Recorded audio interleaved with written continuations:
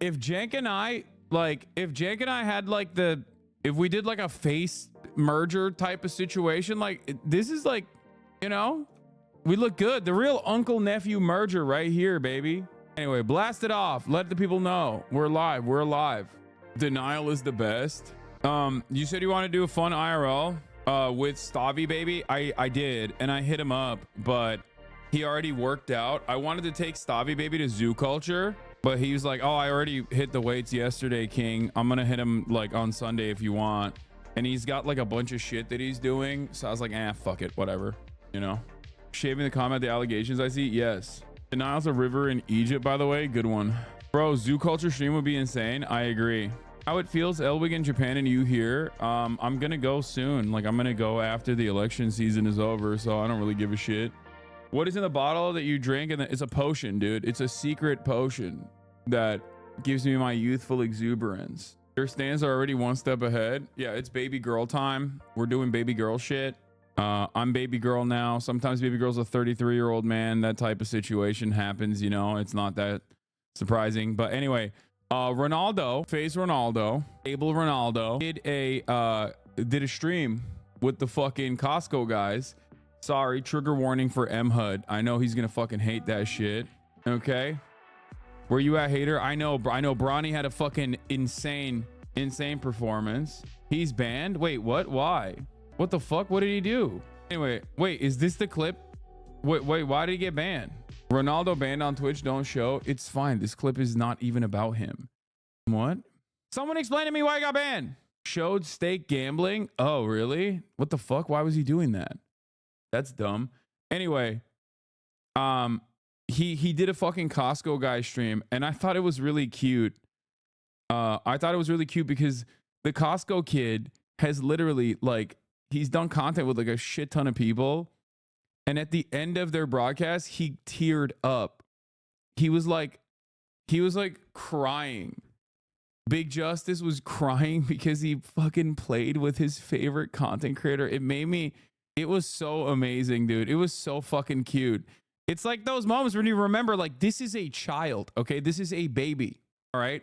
It's moments like that where you're like, yeah, like this isn't just like some fucking content creator. This is like a literal child, a kid who's like so stoked to play with. Also, from where I'm standing, another literal child, you know?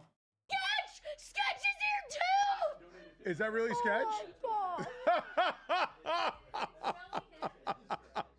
Like these are his legends, dude. These are his icons, okay? Sketch, Stable Ronaldo. It's like so funny to see him. It's so funny to see him just like tear up. Yeah. And then you remember, like, this is not an adult. This is a baby, okay? This person has not like even formed a coherent fucking worldview. Y'all acting like I hate Big Justice. It's the Rizzler that is a talentless alien slug boy. You'll see. Also a child, M HUD. Also a baby. My chat. Sketch gets a big boom. That's crazy. That's crazy. Nah, he's got the thing Hezbollah has, I bet. You think the Rizzler has the Hezbollah disease and he's actually like a 50-year-old man? Is that what you think is going on? He's like secretly 50 and just doing that. I love this conspiracy. Yeah, Rizzler had a huge W too, bro. Look at this. Look at this little baby, dude. The Rizzler cam. I get it though. I understand. MHUD does not like that we have basically plucked. Okay, we have basically plucked the perfect representation of American society, like the most perfect average plump American boy. Okay, and we have now made him a mascot as though he is an exceptional figure when he is reminiscent of every single person that you know. He is the perfectly average American child. Okay, it's great. We just said we were gonna go live tonight. Stable Ronaldo. We did this tonight on a whim. Today, Big Justice wanted to go to the card shop during the afternoon, and we couldn't. We had things to do, so I said, all right, let's stream tonight. Viewers. What? We just hit 10,000 followers. Yay! Oh my god. 10,000. Ashley's jumping up and down over there. Ashley. That's so funny, dude. That's crazy, man. That's crazy. Just like Like, imagine getting this excited. Imagine getting this excited to see fucking phase Ronaldo, like stable Ronaldo. That's crazy. The Rizzler saved the Mets from elimination that game. He will get us dependent. Cheering us on. The kid looks like you. Yeah, I think that's the other reason why I really like Big Justice, because he just straight up looks like carbon copy me when I was his age. I'm not kidding, even a little bit when I say this. I looked exactly like him when I was his age. It's not even a fucking joke. Like 1-to-1. Like, it's not. I mean, there's photos of me from that age that chatters somehow have found. I don't know how, but you know, you could do this with some kids too, but you don't play games. This clip's got to be the funniest when Ron Stable screams, Ronaldo "Hell wants no." to play. Okay. No way! Stable Ronaldo wants to play with me! Oh my gosh! All right. He knows me. Let's see if we could get Stable Ronaldo and Big Justice together. How would he not know you, dude? Like, when he was a fetus watching Fortnite, you were popping. You know what I mean? You're like his ninja. You know what I mean? They're here. Oh, be No, nice. he's actually watching us! Wait, Dylan, let me see! Bring it up! I don't believe it! Bring the boom! Stable, please say yes! Oh, good Are luck you for the one of sub. my favorite streamers? That's right. So Big Justice, before you Have you seen M Hut post this from his alt? I apologize in advance if this applies to you, but I sincerely believe that if you're entertained by this child in his extended universe, you are an objectively lower mental status than me, something akin to a sea urchin, or maybe a mussel. Just to clarify, I don't hate the kid. I don't hate fathers and sons having fun, or kids acting funny. You are more than welcome to watch the videos and enjoy them, even if you're an adult. Just know that I think you're a bit simple if you do. That is all. This is, actually, the first time I saw this tweet, this person has me blocked, but they are right. Yeah, I mean, I am, though. I'm stupid. I like it. I like being stupid and dumb. It's a fat kid who is always doing the funny thing. He's like, oh, I'm the Rizzler. Anyway, that's, I mean, they're already getting farmed out too much. Like, I'll admit, like I'll tell you this much. I never had I never understood like the Haley Welch shit, right? Like, I never understood the talk to a hawk to a whatever the fuck. But like, you catch me, you listen, you put a fucking fat ass kid in front of me, I'm gonna laugh. Okay. Like, that's it. I'm a simple man. I don't understand the hawk to a shit, but you put a little fucking fatso in front of me, just like how I was at that age, I'm gonna laugh at it. Okay, I'm a simple man. That's it. Talk to is legitimately unlistenable, and I listen to the NATO podcast. There's a NATO podcast. That's amazing. Some girl you really like is into somebody who loves this shit. Oh, that's great. Hawk Tua is marketed to middle schoolers exclusively since the teens I work with love her. What? I thought it was all like Barstool finance bros that fucking watch that shit. Maybe I'm wrong. He's just so swagged out. She's the voice of a generation. Only people who watch Talk to It is your Discord. I know. I just don't get it. Oh my God. Okay, I got it. It's like, what the fuck is this? This is shit. And no, I don't have to talk to you politely. What the fuck? Yo, I'm not kidding when I say there is something very weird going on. There is like something demonic happening with the right. Okay. She looks like she's wearing a Tommy Lee Jones mask. There is something deeply concerning happening in the right. He's your biggest fan? Who is that? What did you just link me? Dude, what the fuck? Take a day off, dude. Are you fucking stupid? You sexist shit. Leaked documents of U.S. spying on Israel. Oh, yeah, what else is new? Bro, what's up with fucking right-wingers, dog? They literally they straight up look like Resident Evil 7 villains, dude.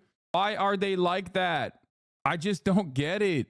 I don't fucking get it, bro. I don't understand. There's this like very demonic aura associated with like right-wing politics. Like, like look at this start. Look at those. Like, this is not a way that your face should look.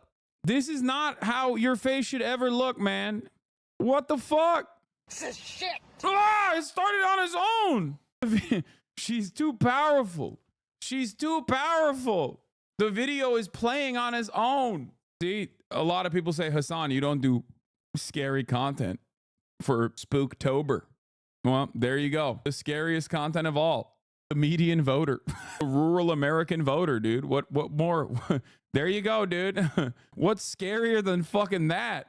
That person's voting, okay? And they're going to be so goddamn annoying. I'm going to tell you right now. No, I don't have to talk to you politely.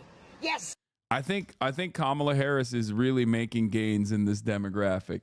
Okay, let me tell you. When Kamala Harris said Dick Cheney wants to vote for me, this lady was like, oh my God, I'm reconsidering my worldview. My favorite. Sexist shit. Jasper County, motherfuckers, I'm coming for you. Yeah, motherfuckers, I'm coming for you. Yeah. Legal-like. Yeah, legal. We'll do it on your terms, motherfuckers. I think there's something cool about like someone living in the American heartland looking exactly like a character from Tekken. Like, I take back what I said. I think this is dope. You know what I mean? Like this is a phenotype that doesn't exist in the real world. It only exists in like, you know, CGI. This is not a thing that you see normally, okay?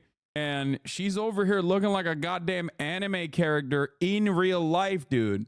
That's Akuma from Street Fighter. That's what I mean. Like you don't think this is cool? That like there's a person in the real world that literally looks like a Tekken or a Street Fighter character? That's dope. You hate to see a strong woman express her political opinion. That's true. I love you, but I'm coming back later when the scary troll woman is no longer on the screen because I can't risk nightmares. What? Oh my God. I recently started talking to a white woman and I was lurking her socials and I found her auntie's page. Dude, that's amazing. Yeah. This is giving misogyny, sweetie. Wow, here we are. The misogynistic left, the Bernie bros, at it again. You see a woman express her political opinions and you immediately reduce her to her looks. Okay?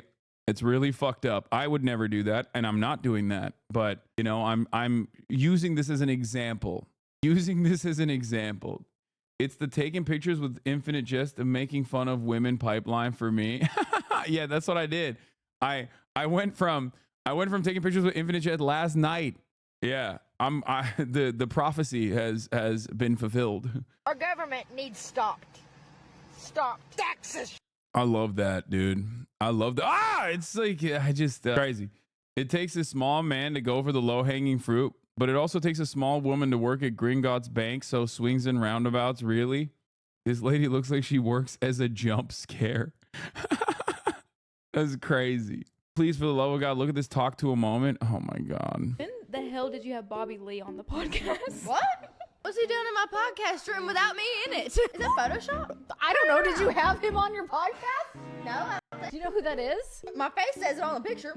Do you even know who I am? I know about you. I don't know who he is. Who is that? I don't know. I just seen him with Trump before. That's all I know about him. He's the leader of North Korea. Yeah. I knew he was something big. Oh, and I actually done a Zoom in North Korea a few weeks ago. Huh. Haley, when the hell did you have Bobby Lee on? It's great. I'm happy that this is the pot. This seems good. I don't know. Your Discord watches that, by the way.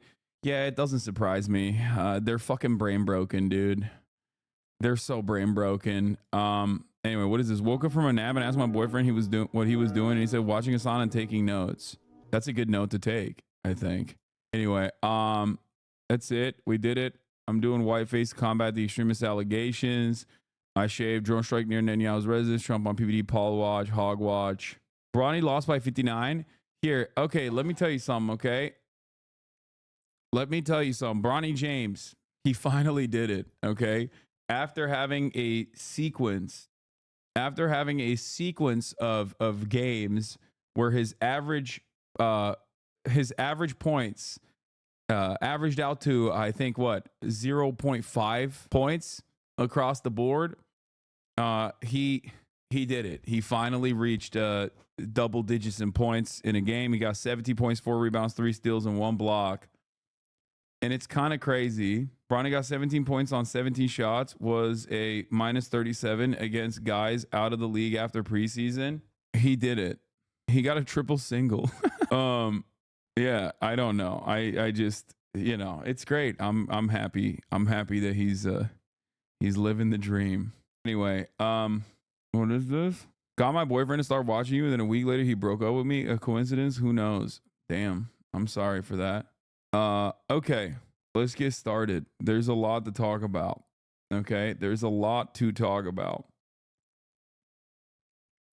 Drone strike launched near Netanyahu's home. Israel says no injuries reported. I don't know what the fuck's going on in the world, but shit's getting dynamic out here, okay? We're going to do poll watch. We're going to do hog watch. We're going to do it all. You're going to watch a 3-minute ad break at the top of the hour, unless you're subscribed, of course. But yeah. Did you see the helicopter? No, what is that? At the top of the hour, there's a 3-minute ad break. If you no longer want to see those ads, all you need to do is subscribe, which you could do for $6 or for free with a Twitch Prime. Here's a 3-minute ad break now. We'll do CIA Johnny Harris watch as well. And let's get started. Let's get ready to rumble. The Israeli government says a drone strike was launched towards the home of Prime Minister Benjamin Netanyahu. His spokesperson said he and his wife were not home at the time and there were no injuries. The attack came as Iran's supreme leader said Friday that Hamas would continue their fight against Israel after the death of Hamas leader Yahya Sinwar. Today, Israel launched a series of strikes into Gaza, killing at least 50 people, according to hospital officials. Rami Inocencio is in Tel Aviv with more this morning. Good morning. Both Israel and Hamas now have the choice to de-escalate the war or to carry on after the shock death of Hamas's leader. That's crazy, man. Yeah, they do. Yeah, totally. It's definitely in Hamas's pocket. Like, they have a choice. Like, what do you mean? Israel has killed every single person that has even touched the negotiations table at this point. The fuck are you talking about? Like, no, there's only one party that has the choice to end this entire thing. And it's the party that could have ended this entire thing a long time ago. That's it. It is, of course, the party is called Israel. Leader Yahya Sinwar. Early signs from Israel's military and Hamas in Gaza appear to point to war. A second Israeli strike was about to hit as these Gazans rushed. Yeah, they shot a child. Gazans rushed to get the child, and then they fucking struck it. They're absolute freaks. I can't show you the footage, Unaware obviously. to help an injured boy. Yeah, they blew up the More fucking than people 60 rushing people to help the injured child. Died in IDF attacks in northern Jabalia in the past 24 hours. By the way, just more man-made horrors beyond comprehension. Oh, we have such sights to show you. Just monstrous activities from America's most significant ally in the region. The interesting part of this equation is not that Israel did this. Israel does this every single day. If you follow this stuff closely, especially if you're here on the broadcast, you've seen this a million times over, especially over the course of the past 12 months. What's significant, however, is that the media is actually covering it not with the normal passive voice that they would apply in circumstances of the past that are damn near identical to this, but instead directly being like, Israel shot a boy, and then when people gathered around him to save his life, they blew them up. That is as direct as you can get. Now, it took 12 months for CBS and mainstream media to course correct to cover this issue, right? Why are you anti-Semitic? Come on, dog. Come on. Please. Look at my face. Look at my face. I'm a white man, okay? I'm a white man who loves Israel. I think Israel is great. See, this is anti-Semitic. This kind of attitude is not allowed in this community. Okay? There you go. If you want to know what real anti-Semitism look like, it's that type of shit. Great timing. Always some fucking weirdo Nazi in here who will immediately prove the point. Dumb fuck. Anyway, where were we? Let's continue. The traumatized and wounded forced to go south to be treated. Oh, my Quenlin video is out.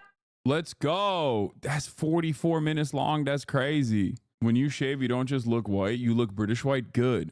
That's the goal. You're debating whether you want to react to this right now or not because 44 minutes. No. We'll take a look at this later. I just didn't realize that it was out already, and I'm very excited.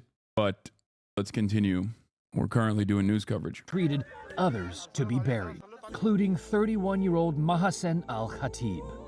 A digital illustrator for children's stories, she was popular on Instagram. In one post, she said, "Hello, I am Mahasen from Gaza. I'm trying to stay alive." In the past day, Israel has ramped up ground and air assaults, saying Hamas is regrouping, despite the death of its leader, Yahya Sinwar. His last moments of life, alone, wounded, and bleeding in the shattered building in Rafah in the south. From the street, a tank took aim and fired. Yeah, like they killed him with a they killed him with a tank shell. You know what I mean? Like it's just like I don't know. I think Israel really fucked up by leaking the footage and the details, the harrowing details of how they killed him, because it completely contradicted. It completely contradicted like the way that they presented him to a lot of people. I know we just watched you ban an anti-Semite in front of our eyes, but the vibes feel like you're harboring anti-Semites. Okay, stop. That one chatter that I talked to yesterday, I think was an instructive conversation for a lot of people. Maybe they recognized a bit of themselves in that chatter. Maybe they have these kinds of opinions.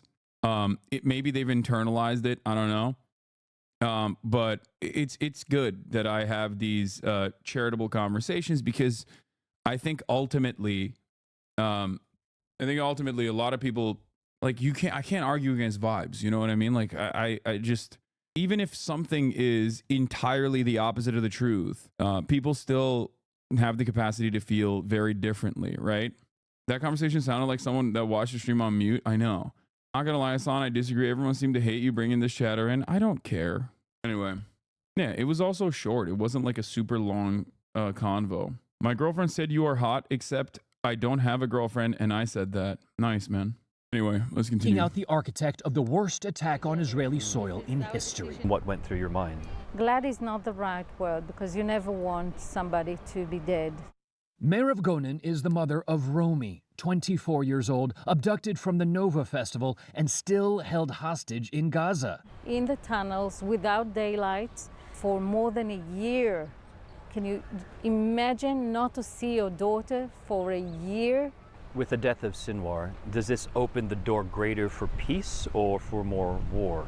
Hamas does not want peace. They want to kill us. They don't care even to kill the Gaza people. They don't care about them.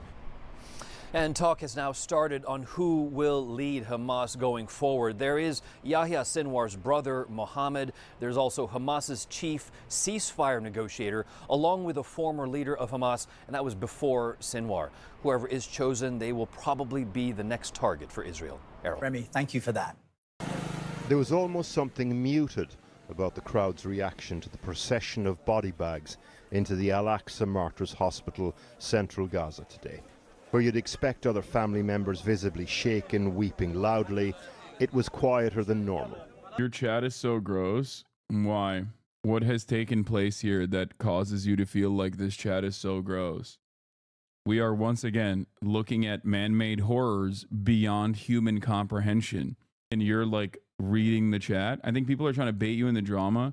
Yeah, I mean, there's literally, at any given moment, there's 30,000 different minds in here. Most of them are anonymous. They will say certain things that you do not have the capacity to understand the context around. Having said that, however, we moderate it pretty fucking well overall. But once again, eyes on the prize, big dog. Look at what is in front of you. Look at my commentary. That's what you're here for, right? Or rather, are you here after 12 months of genocide to look at a fucking Twitch streamer's chat and actively watch the chat when there are literal human beings in fucking body bags? I feel as though your statement here is infinitely more disingenuous than whatever some fucking random anonymous account said in the chat that you hyper-focused on. I'll be honest with you. You are looking at real body bags of human beings. You are looking at their family members crying. Body bags that were created as a direct consequence of our allegiance with the state of Israel, which is an apartheid regime currently conducting a genocide. Do you have an issue with either of these statements? Okay. In a chat with 20,000, 30,000 people, if your hyper focus is to be like, well, I saw something in here that I consider to be unkind. If that's what your main focus is, I don't think we see the world in the same way, especially when this is a pretty fucking tight-knit, heavily moderated to the best of our ability community. Do you have an answer? Perhaps weariness, or maybe because inside these shrouds, 12 members of the same family, including 3 children and 4 women. The would-be chief mourners were all dead. The Asma school building in the west of Gaza.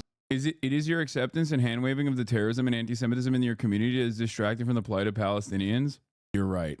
Thanks, chatter. I like that people are so comfortable being unimaginably Islamophobic. Like, there is no other way to read this, okay? There is literally virtually no other way to read this than just, your hand-waving terrorism and anti-Semitism in your community. Yeah. I'm pro-Palestine, but honestly, a Twitch streamer who has been pro-Palestine for the past decade openly, publicly, and simultaneously has targeted and dealt with anti-Semitism for that exact same 10 years process, because it's something that he literally does not agree with. Dude literally had a Houthi on stream. Yeah, I'm pro-Palestine, but also simultaneously a 19-year-old teenager from Yemen I am suspecting is Houthi, despite the fact that he said he wasn't, and numerous other British publications that interviewed him also came to that same conclusion, but I don't care.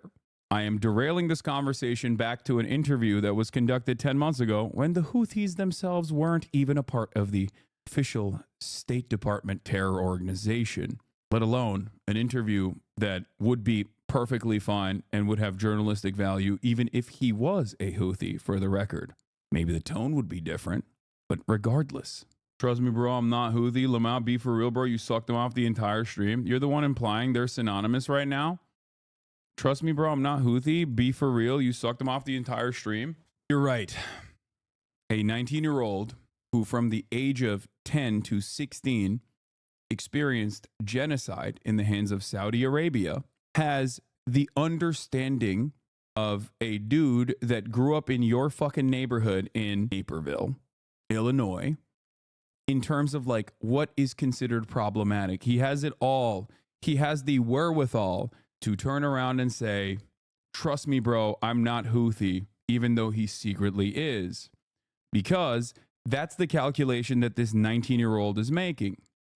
How am I wrong is a great question. The problem here for you is that I don't think you will ever understand. Like, I don't think you will ever be able to comprehend who is affiliated with an organization that says death to the majority of this community. Once again, I am going to reiterate a talking point here that is not simply a talking point, but just reality. Okay? You are talking about a 19-year-old in Yemen. Okay? Chatters are so pro-Palestine that they see everyone fighting for Palestine as a terrorist. They are pro-Palestine as long as Palestinians are just dying in silence and being nice about it. Yes. He's the 29-month subscriber. He's savable. I don't think he is. I think that there's not really much you can do about this kind of stuff.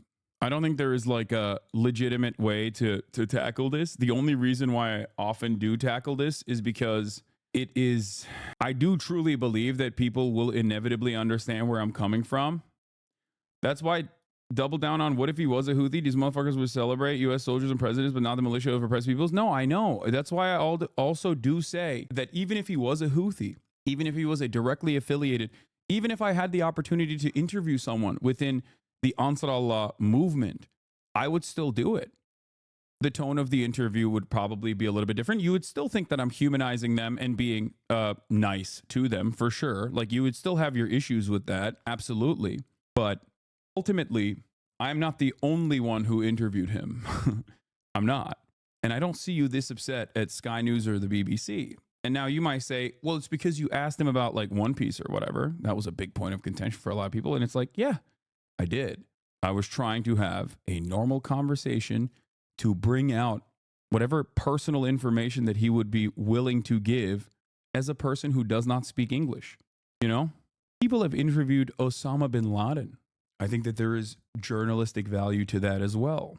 This isn't to say that I would interview Osama bin Laden in the same exact way, but here's the thing. You think that this 19-year-old who is not affiliated with the Houthi movement, even though you claim he is, okay, at least as far as we understand, all readily available information says he's not, but you've imagined it, is akin to Osama bin Laden. Now, at a certain point, you have to take a deep breath as a 29-month subscriber and think to yourself, am I a little off base here? Am I actually maybe looking at this situation? And this is a conversation that you can have with yourself. You don't have to reveal it, but just take a deep breath and think to yourself, is this 19-year-old in Yemen similar to Osama bin Laden? Or am I that invested in like assuming that every brown person, every Muslim person from an area that we are bombing is this monolithic force? Why don't these races have to prove that he's a member of Ansar Allah? They have in their minds, they have in air quotes, they show that he has a gun. That's it. A 19-year-old genocide survivor being humanized is considered to the same degree as like interviewing Osama bin Laden. Like, he is Osama bin Laden. Please think. Also, Osama bin Laden did have a lot of anime in his hard drive, as we found out later. So that's it. And for the record, like, cultural differences and obviously the language barrier is going to create a lot of additional complications in this process regardless. But you have to try to work extra hard to remove certain hangups that you might have in your mind, certain biases that you might have in your mind that cause you to leap to this comparison where in your mind, a 19-year-old who experienced genocide most of his life, okay, who simply lives in Yemen, is akin to Osama bin Laden. That leap in and of itself is the problem. And many people make that leap. And I try to talk to people about this stuff as to the best of my ability, because I know that there's a lot of people who are making this leap, making this judgment call without recognizing that it's like a ridiculous thing to say. That's it? Okay, Hassan, that's all you got? I'm trying to be as nice as possible here, man. I don't know what to tell you. I'm going to listen to you. Okay, I'm happy that you did. But don't just listen to me. Think about how you arrived at this conclusion, because that's what's most important. You know what I mean? He lives in Yemen, has a gun, and visited a boat. He's the equivalent of the architect of 9/11. Yeah, the boat that he went to, that he presented himself as like, you know, overtaking or whatever. Like the boat that he went to is a tourist destination in Yemen at this point. I believe the footage that they showed of him like dancing wasn't even him, and it wasn't the same boat. It wasn't even from the same time frame. But none of that stuff matters, right? It all plays a role in shaping your opinion, in shaping and massaging your opinion. Now you have to ask yourself how you arrived at such a massive leap that you went from a 19-year-old in Yemen who, by his own admission, stated that he is not a Houthi, not a part of the Ansar Allah movement, a 19-year-old who experienced genocide, who is pro-Palestine.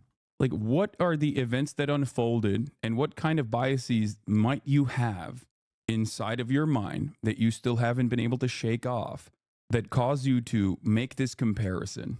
Good tweet on this. Killing bin Laden didn't cause 100 other bin Ladens to take his place. It was eventually an actual enormous blow to Al-Qaeda they never fully recovered from. Bin Laden did not fight a sustained and coherent national movement with concrete goals within a limited geography. He represented a murderous transnational ideology that was loathed by most of the world, including and especially Arabs and Muslims. This is a fantastic tweet on this issue. And we got ISIS after he was killed, which, by the way, was fought by Arabs and Muslim armies. Moron. The dumbest thing about this take is that every previous leader of Hamas except Mashal, who survived an assassination attempt, has been killed, and the movement keeps growing and growing. Yeah. Like, that is the major issue here. That is a massive problem here. Massive problem is that people have a tendency to think that like any kind of Muslim group, no matter what, in post 9/11 universe, any kind of Muslim group on that side of the world, on that side of the planet, is fundamentalist, some of which are, by the way, and they have one mindset only, which is to kill as many Americans as possible, to kill as many Jewish people as possible. They only care about this. They're barbaric savages. That there is no national, there is no like emancipatory struggle there at all. There is no validity to any of the things that they say that they want to stop. None of that is valid. They're all just this blob, this monstrous blob, this outside force, this other that is simply invested in the death and destruction of life as you know it. And it's really interesting because a lot of younger people now who didn't grow up in the post 9/11 world and, you know, maybe grew up in the 20-year occupation and the failures of it, kind of look back at how fucking stupid Americans were back then, right? Like one of the most common things that I talk about, is like how stupid it was that Americans were like, hell yeah, Osama bin Laden did 9/11, so we went and we killed a bunch of people in Afghanistan and then Iraq. What? How does that make any sense? Like these people are not even remotely related to 9/11, right? Like how was that justified? And we joke about how fucking stupid Americans were back then. And it's frustrating to see people do that exact same thing now, where it's like, oh, they're a brown guy, Muslim, death to America guy. We got to kill him. Terrorist, deal with him. Don't talk to any of these people. Don't try to conduct any analysis on what their opinions might be. They're all the same. And it's I don't know, kind of sad.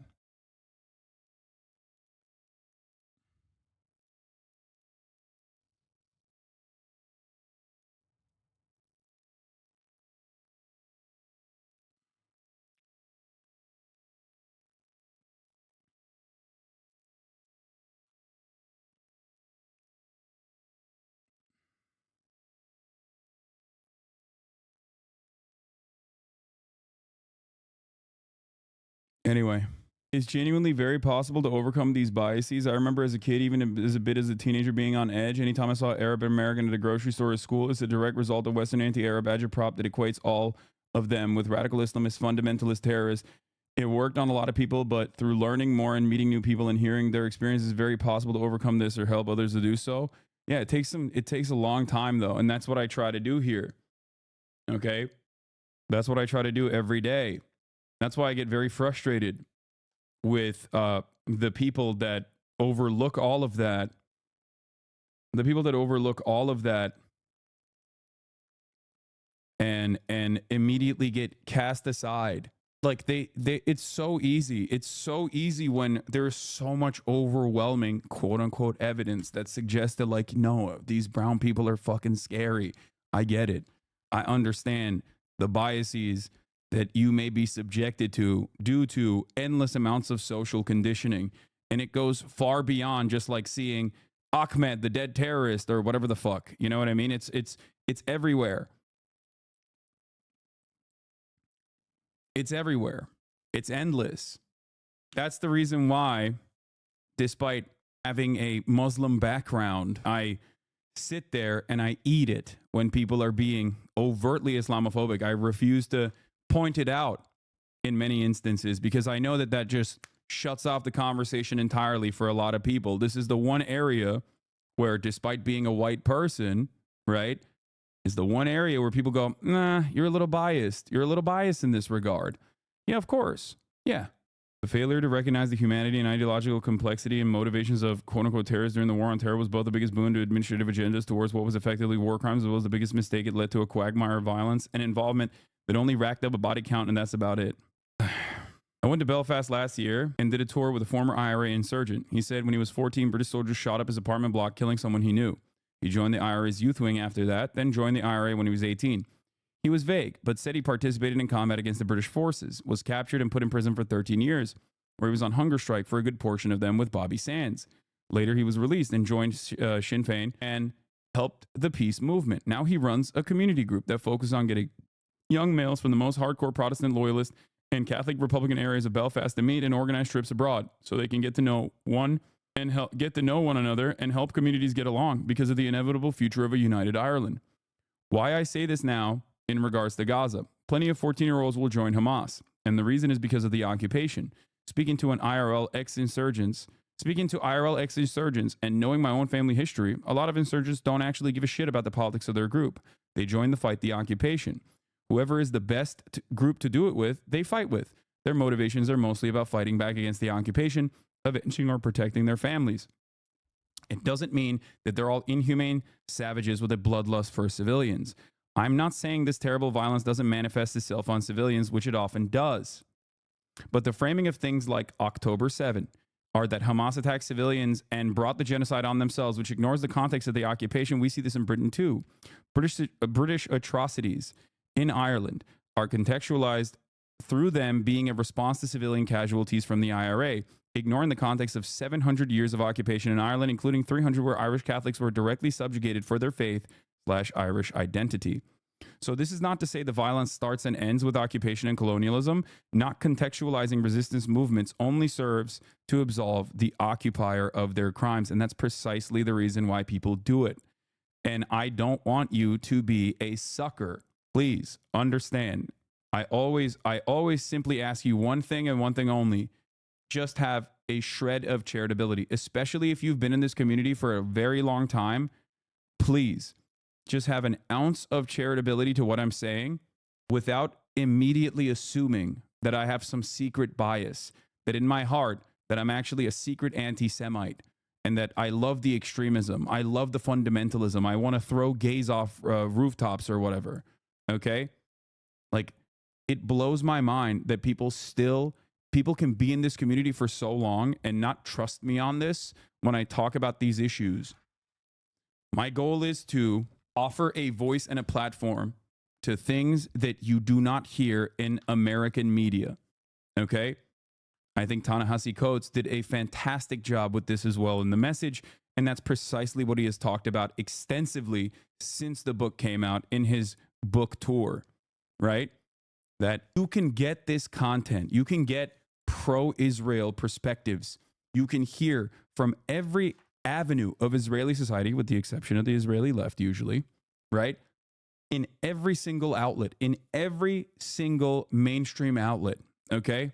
You rarely ever see the humanity of Palestinians, not even just victims, not even just civilian victims on the side, but even Palestinian militancy, how they got there, why they got there, what are their motivations, what are their ambitions. You can feel comfortable casting them aside with this broad brush saying 76 years of occupation does not play a significant role in their opinion, in the way that they see the world. You can do that if you want, but it's just not true. And you are in that moment when you believe that, okay? In that moment when you believe that, you are a sucker. You are being played like a fiddle. That's it. And I think you can understand that. Yesterday, you insinuated that you distanced yourself from the Yemeni kid. In what way did you distance yourself? No, I didn't distance myself from him at all. I just interviewed him once, and that's it. Interviewed him once 9 months ago. I don't have like direct communication with him. I can't even talk to him. He does not speak English, chat. What the fuck are you talking about? He's like, I think he has been banned a million times on Twitter regardless, but like, you said the exact opposite yesterday. Chatter is lying. Someone accused you of distancing yourself. Chatter is misremembering. Yeah. Do you think Ta-Nehisi Coates would have a greater impact on Zionists if he showed some charitability to anti-Semitic trauma? Do you think his hyper-focus on justice for Palestinians has turned off pro-Israeli sentiment to only harden their positions? Great question. Great question. Do you know who actually shows charitability to anti-Semitic trauma and yet gets called a fucking anti-Semitic terrorism lover every day? Over the course of the past 12 months, how many times have I talked about like Israeli society, Israeli nation building, and how we arrived at the position that we've arrived at? I have talked about this extensively. It doesn't matter. I think there is I think that like, I first of all, I don't even agree with the premise, the underlying premise here that like Ta-Nehisi has not shown any charitability to anti-Semitic trauma, I don't think that that is correct. I think that people falsely interpret him covering the victims of an apartheid from their position, a position that is usually unheard of, that immediately gets cast aside. As, well, he's not, focusing on the anti-Semitic trauma. These two things are not at odds with one another. He, of course, does, but he excludes it largely to refocus the silenced Palestinian narratives. This question right here is, in my opinion, a chronic repackaging of the Tony DeKoppel line of questioning. How dare you speak exclusively on what you saw in terms of how similar the Israeli apartheid is on the American Jim Crow, or like the American white supremacist history, without talking about what the Israeli justifications for that apartheid are. Because while Jewish history and Jewish culture, I'm separating this from Israel because I will never tie one another, okay, is riddled with pogroms and, of course, the Holocaust. And that has a shit ton of intergenerational trauma baked into Jewish people all around the world and the way that they see the world. It's an understandable fear that many Jews have.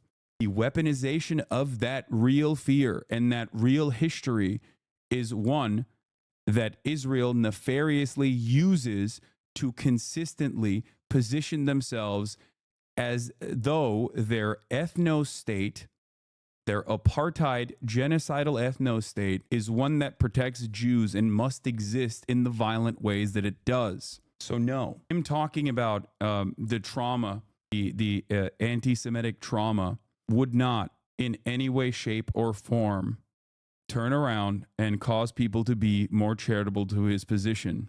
Bro, read the fucking book. He literally opens the Palestine chapter with his experience at the Holocaust Memorial. A recognition of Jewish trauma is critical to Coates' work directed towards the chatter. This is a lie. In the Palestine chapter, Ta-Nehisi Coates spends the introduction talking about Jewish history and the Jewish struggle. The idea is that he's somehow ignoring Jewish people while only platforming Palestinian people is a complete lie. I think that the reason why that chatter thinks this is because that is the way that it's been presented.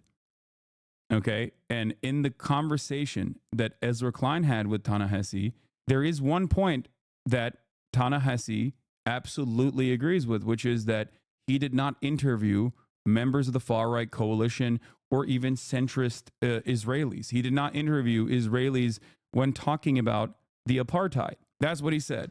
And yes, he has talked about it brilliantly. He responded to that accusation. He said that there's no shortage of that kind of coverage, hence why he's trying to show the Palestinian perspective, which is interesting because, once again, you're in the community of someone who has gone into the weeds of that perspective virtually every single day.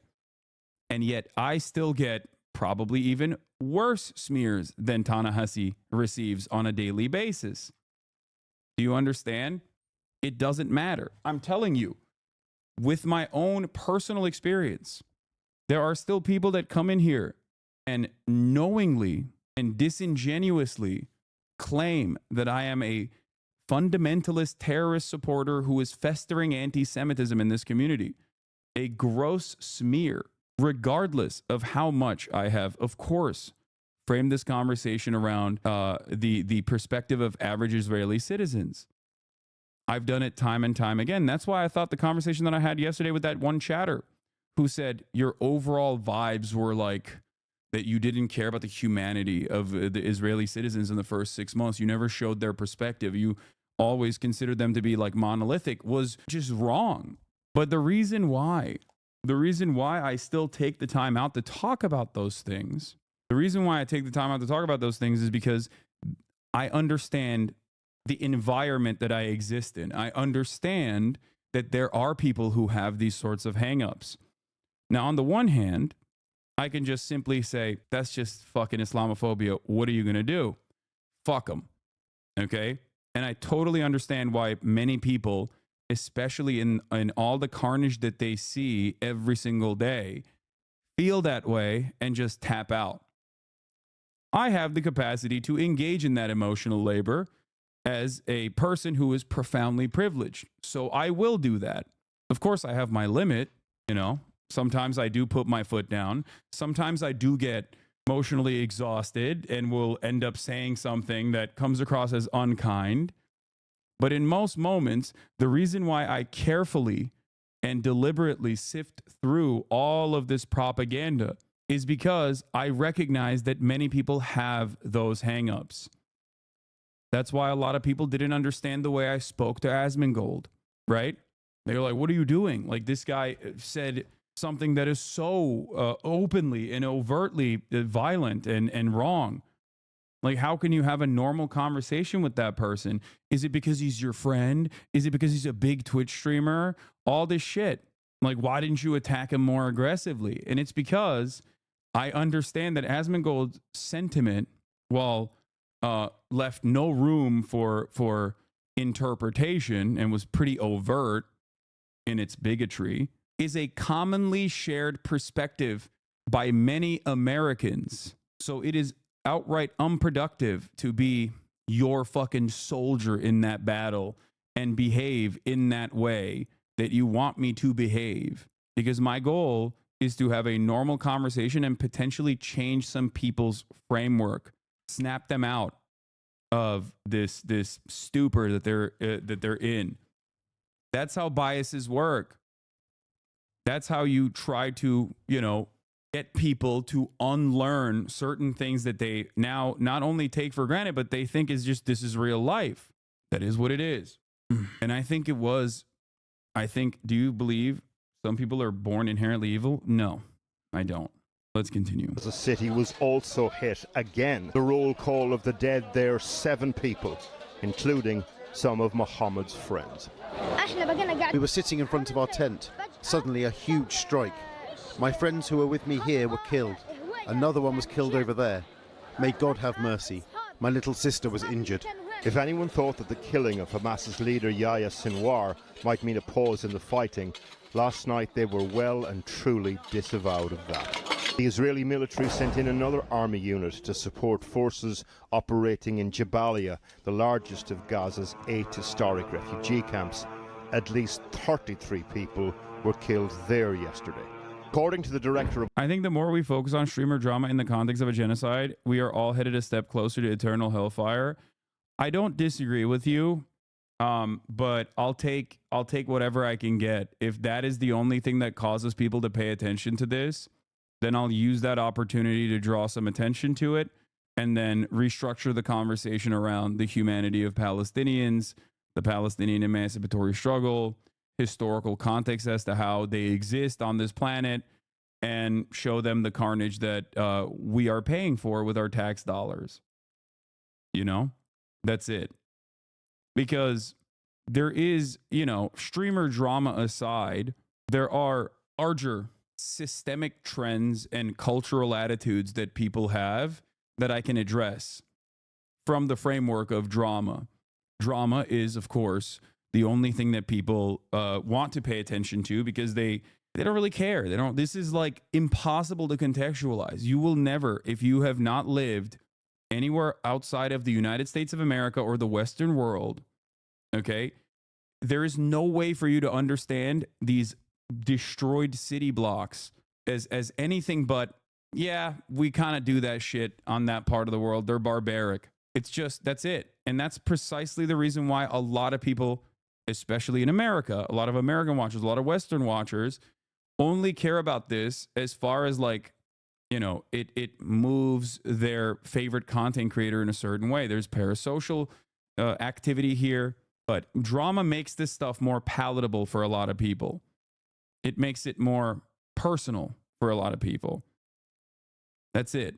Of a hospital near Jabalia, his facility came under attack last night and is still being targeted. He appealed for help.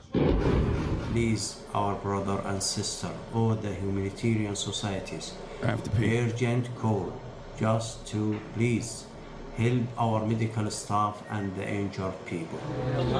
In the last 24 hours, according to the Palestinian Health Authority, at least 67 people have been killed in Gaza. Today, a number of international medical charities confirmed to us that they've been banned from entering Gaza. It comes just days after the US warned Israel it needs to do more to improve the dire humanitarian situation or risk losing military assistance. How many medical charities have been denied entry to Gaza and why? A total of 8 medical humanitarian organizations were denied entry into Gaza as of last Tuesday. Why? That's the million-dollar question. What I can tell you is that the fact that we have been denied entry can be translated into thousands of deaths over the next 2 to 3 months if we're not on the ground. According to the WHO, 29% of the medical services that are provided in Gaza have been basically cut out by cutting or by denying those 8 organizations entry to Gaza. We haven't been able to get a response yet from the Israeli government as to why the ban. It becomes hard to know what to say about this level of constant rolling suffering, sometimes even hard to know how to feel. If you're little Rushdie El-Hissi, you open your mouth up to cry, but very little comes out. Well, now there have been at least 8 Israeli airstrikes on the southern suburbs of the Lebanese capital, Beirut, this afternoon. So let's get the latest from there and our international editor, Lindsay Hilson. Lindsay. Kathy, the problem for Lebanese is that they never know when and where the Israelis are going to strike. So, for example, this morning, our Lebanese colleague was late because she got stuck in a traffic jam. Why was there a traffic jam?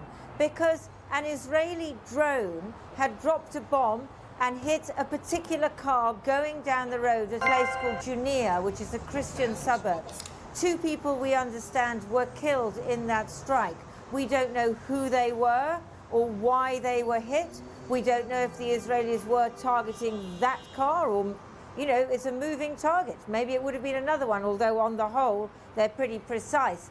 But anybody else could have been injured along the way. And that is what it feels like to live in Beirut.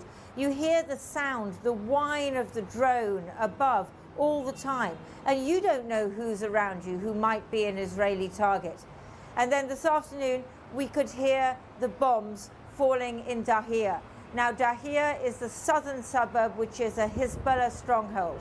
Hezbollah won't let us go there, so we don't know what it looks like at the moment. My understanding is that there aren't very many people left there.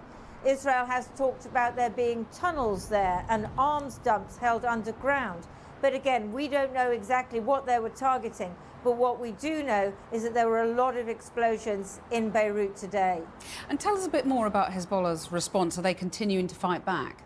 They certainly are. We understand that they fired about 168 missiles from southern Lebanon into Israel today, including, and they also floated this drone, which seemed to be an attempt on one of Prime Minister Netanyahu's residences at Caesarea. The Israelis say that there are this great web of tunnels under the ground in southern Lebanon as well. And that is what they are trying to do. They fill up some of those tunnels with concrete or they blow them up. But Hezbollah has it's very well prepared for this battle, and it is continuing to fight despite all of the blows that Israel has rained down upon it. They're sending old people reporting now. They're scared Israel's going to dome youngins. I don't know. I mean, I think she's like a longtime correspondent in the region. It is. Blocking aid agencies days after Biden's red line, by the way. Yep. There is breaking news from Hossam Shabbat, who is still in North Gaza reporting on the ground. Massacre in Beit Lahia, North Gaza Strip. Israeli occupation forces bombed a whole block link, 60 plus, and hundreds wounded with no access to any functioning hospital.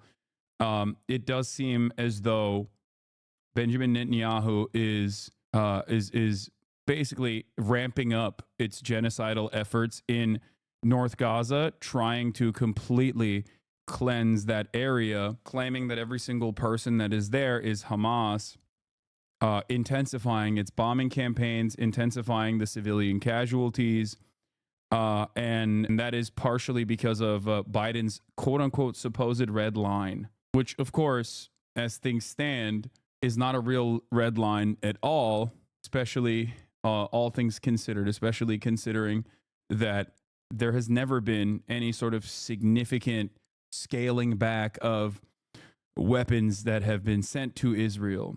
How do you deal with people in your life genuinely not caring about murder? I live in a pretty conservative area, and it's so frustrating to be around so many people who couldn't care less or even support their actions. There's nothing you can do about it, man. Sometimes you just can't change people's minds, you know? There's not much you can do. It is what it is. Try to the best of your ability to change their minds no matter what, but, you know, you're not going to be able to get everybody. Yeah. Yesterday, Benjamin Netanyahu said, this is the end of the evil rule of Hamas. Hamas will no longer rule the Gaza Strip. This is the day after that. And today, the day after that, he's spent the entire day bombing North Gaza. So he's showing everyone with eyes to see that they do not care. This is what they're going to keep doing. It is laughable to assume that they would do anything different. They are not being restrained by the United States of America at all. Jeremy Scahill says, every time the Biden administration leaks some narrative about how they are warning Netanyahu or that Biden is so frustrated or Biden is swearing in anger, Israel responds by ratcheting up the killing or violent expulsions. This report comes from Al Jazeera and Dropsite News. Israeli forces are expelling residents from northern Gaza, defying the U.S. letter against evictions. Israeli soldiers are forcibly removing families from their homes in northern Gaza, as well as from UN school shelters now used for refuge. This military action directly defies a recent letter from U.S. Secretary of State Antony Blinken and Secretary of Defense Lloyd Austin, which demanded that Israel end the isolation of northern Gaza and ensure no policy of forced evacuation of civilians from northern to southern Gaza. The letter also called for access to aid organizations, yet the 15th day of the siege continues for more than 200,000 people with no new shipments of food, water, or medical aid. UNRWA chief says another 20,000 people were forced to flee Jabalia camp yesterday, seeking safety, including in UNRWA shelters. People lost everything. They need everything, including food, water, blankets, and mattresses, the basic of the basic. Lazzarini added, a dozen trucks of flour were allowed to cross into Gaza City this week. By far not enough. Few bakeries in Gaza City could increase bread production for distribution to people in UNRWA shelters. So when all of this is happening, if you, once again, frame this conversation around, like, all of this death, destruction, and carnage is occurring, and you frame the conversation around your personal feelings or how something that I said or did doesn't sit right with you, I really need you to understand that you might be getting duped into feeling this way because of your otherwise lack of interest in the humanity of these people, you know? And I think other people can see that too. It's not, it's not just like people who are fans of mine who are now upset that you are saying these sorts of things. I think a lot of people recognize what you're doing. You might not recognize what you're doing, but it comes across as though you want to move the conversation away from the victims and specifically talk about, like, centering an ongoing genocide around your own personal feelings, And this hasn't really changed since October 7. But I just want you to understand, like, I think a lot of people, no matter how ideologically invested they might be in Western supremacist thoughts and attitudes, still recognize right from wrong when they see death and destruction of this magnitude. And I think the Asmongold situation is very instructive in the way that, like, the broader society sees these sorts of talking points. Look at Asmongold. A lot of normies were like, what the fuck? Even fucking Los Palos, the streamer, was like, what the fuck's wrong with people like this? That's what I'm saying. It's like, I think this is one of those moments that, like, a lot of people, even if they don't want to hear about it anymore, and many people don't care necessarily about the humanity, but still just don't simply want to hear about it, they still recognize right from wrong. So in a way, I don't know. In a way, it just feels like a silly back and forth to have. A Sabra is a dog whistle? I don't even know what you're talking about. What do you mean? Stop, do not engage, stop. Don't do Sabra discourse. How damaging is the Ethan thing? He has an audience and he's really trying to lie about you. It's okay. It's okay. It's fine. It's not the first, nor will it be the last time people falsely say that I am festering anti-Semitism. It's just, it is what it is. It's an unfortunate part of doing what I do. This has never stopped me from this has never stopped me from doing this kind of commentary, and it certainly will not. Fostering. Sorry, not festering.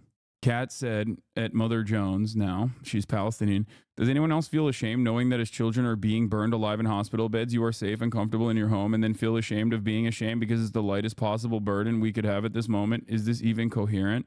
It's so frustrating to feel so powerless, but that powerlessness is just a speck in comparison to the hundreds of thousands in Gaza who are starving to death, succumbing to preventable diseases, and being bombed to smithereens. Yeah, it is. It is deeply frustrating. I think I've spent a significant portion of my coverage ensuring that people understand, if they are even a little bit charitable. I think that I spend a good deal of time addressing anti-Semitism, addressing cultural attitudes within Israeli society, addressing the Israeli government's motivations.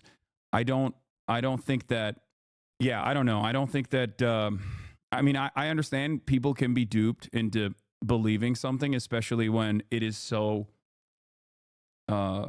when it's so prevalent. Like, this attitude is so prevalent, it's a underlying sentiment that people hold on to that without even recognizing that they have it. I'm specifically talking about like the notion that, oh, if you're Muslim, you're like, you hate Jews, right? Like, that's a thing, right? This kind of attitude is just, it's very commonplace, and if left unchecked and unexamined, someone who is even a fan of mine can be swept away with this kind of sentiment. It's a very popular sentiment that many people grew up with.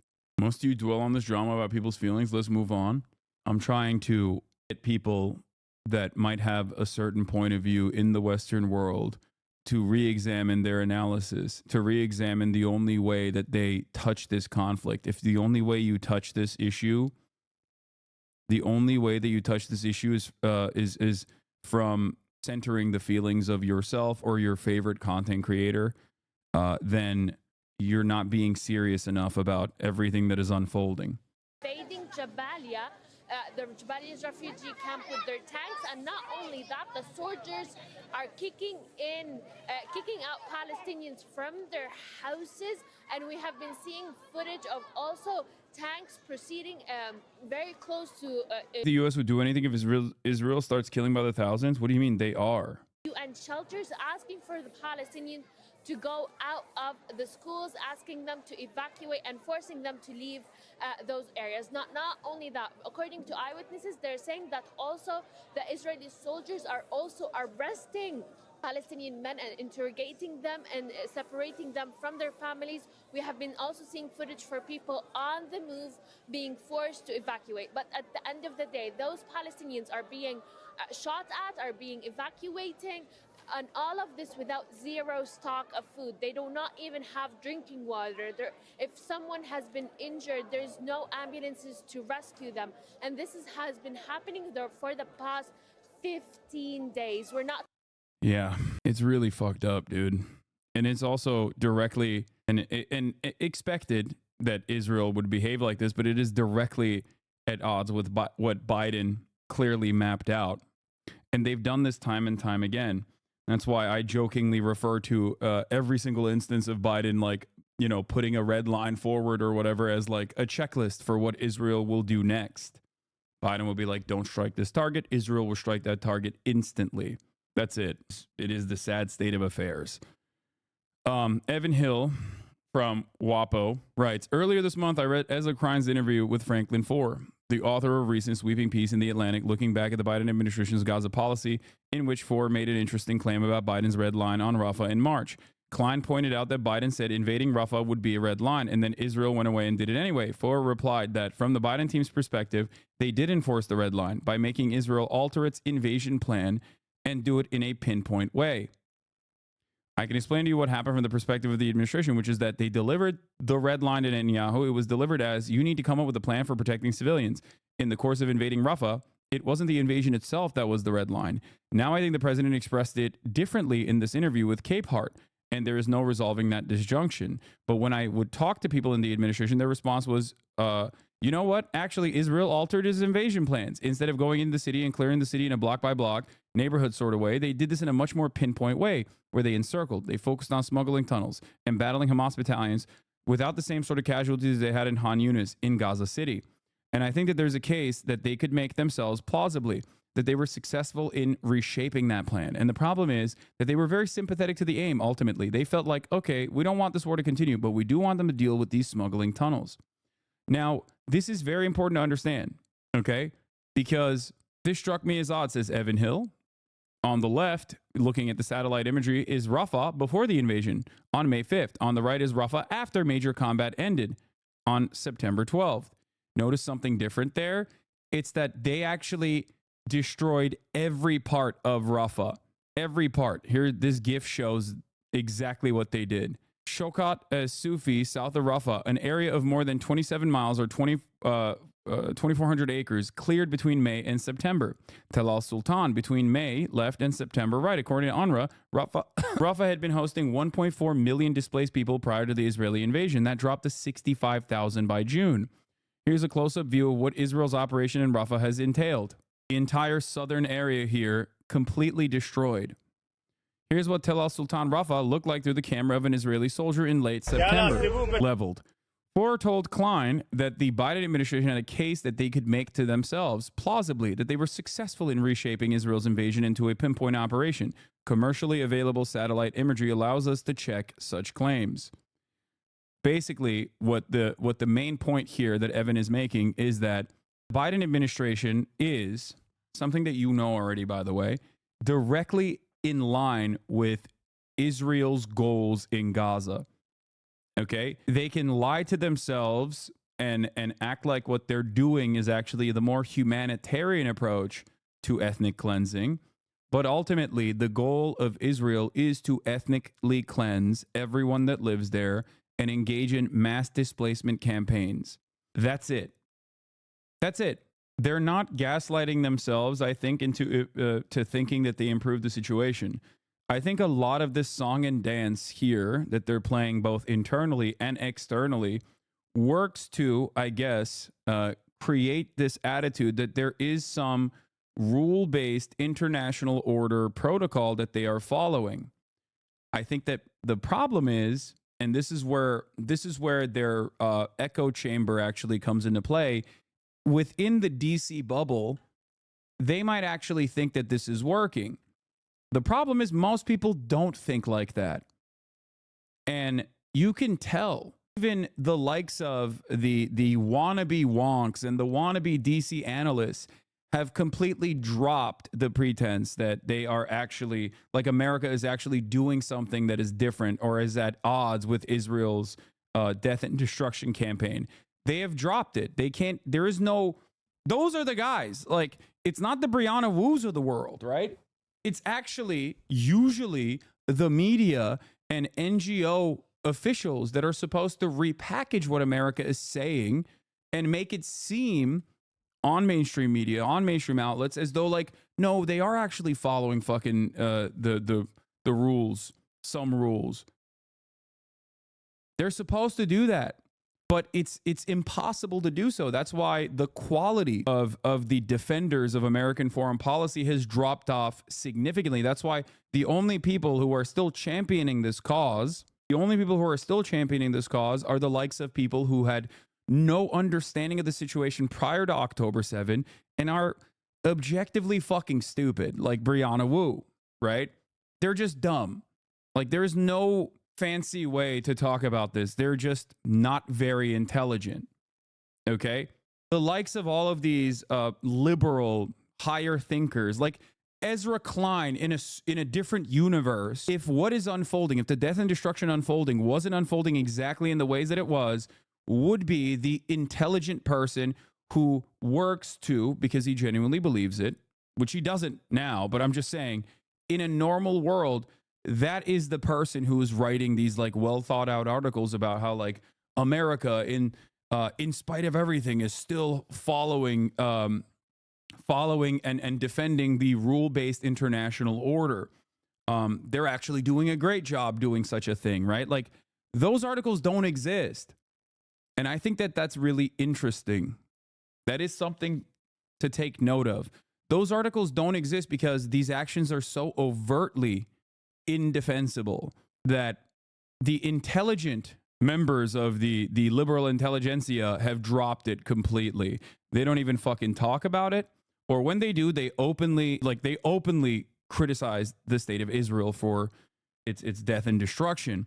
And on the other side, the only other people that defend Israel are the rabid ultra-nationalists who are bloodthirsty, monstrous pieces of shit anyway. Those articles existed during Iraq and Afghanistan, right? Every article, every publication published those articles, yes. Via drop site CNN, documents detailing Israel's plan to attack Iran got leaked, including referencing Israel's nuclear weapons. A new set of classified U.S. intelligence documents purporting to show information about Israel's plans to strike in Iran have been confirmed as authentic in a report by CNN. Dropsite News has also been reviewing these documents since they were posted on a Pro-Axis of Resistance Telegram channel on October 17th. The documents are labeled top secret, only to be shared by Five Eyes intelligence partners. The nature and motivation of the leak are yet unknown, while the U.S. government claims to be conducting an internal investigation. The documents, which can make reference to Israel's unacknowledged nuclear program, can be seen below. It's crazy. This might be one of the first instances where we just like straight up have evidence of Israel's nuclear program. Everybody knows that Israel has nukes, but it's like talked about as though they don't, which is quite odd, or at least kind of funny. Nuclear or missile dispersal. Low. Air, covert UAV flight operations, aircraft defensive dispersal, special forces preparation, Navy defense dispersal, low. Ground forces, change in IDF posture related to Iranian proxies in northern Israel. Air defense, elevated missile and air defenses, interceptor resupply, weapons handling, long range ALBM handling. Israeli defense forces continue key munitions preparations and covert UAV activity almost certainly for a strike on Iran. 16th of October 2024 is when this report was conducted.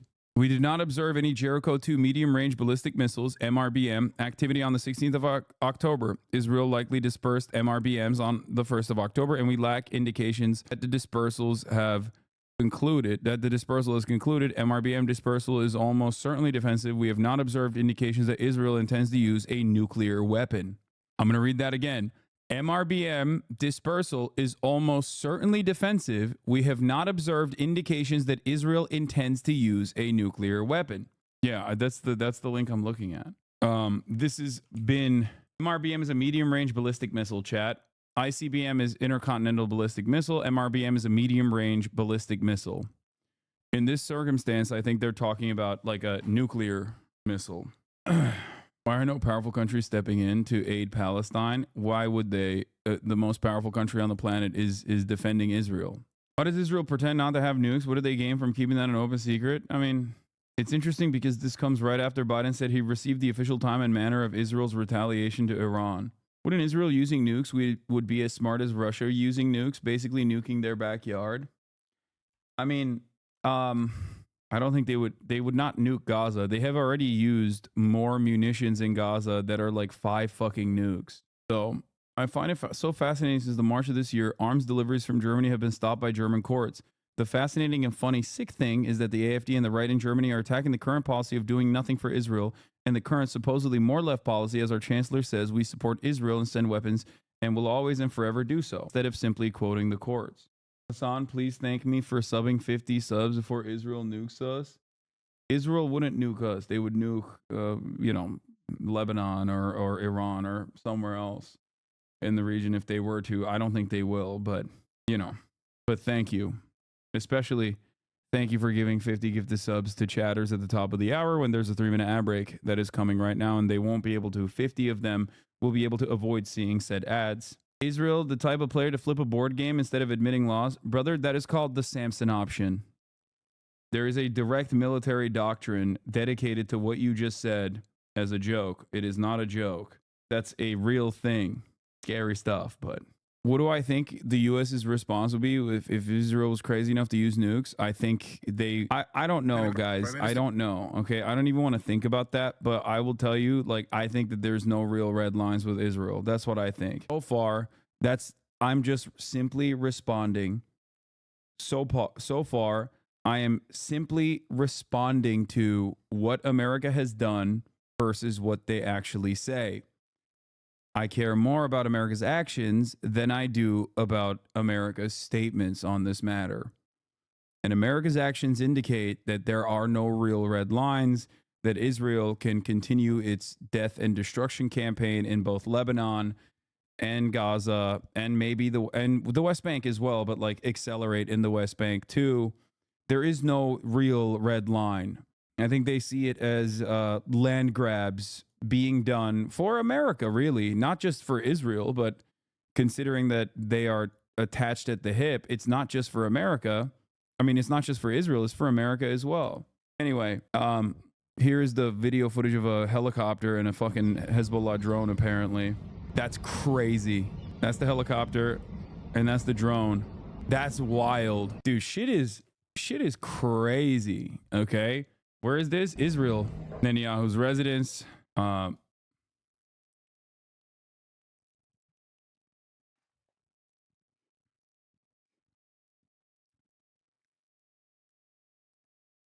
It's an Apache that attempted to shoot it down and kept going and hit Netanyahu's house.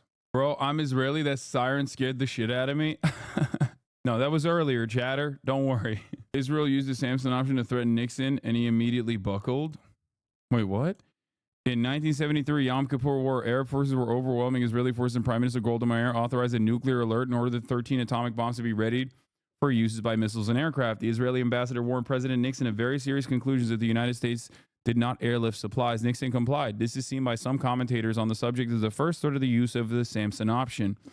Seymour Hersh writes that the surprising victory of Menachem Begin's Likud party in the May 1977 national elections brought to power a government that was even more committed than Labor to the Samson option and the necessity of an Israeli nuclear arsenal.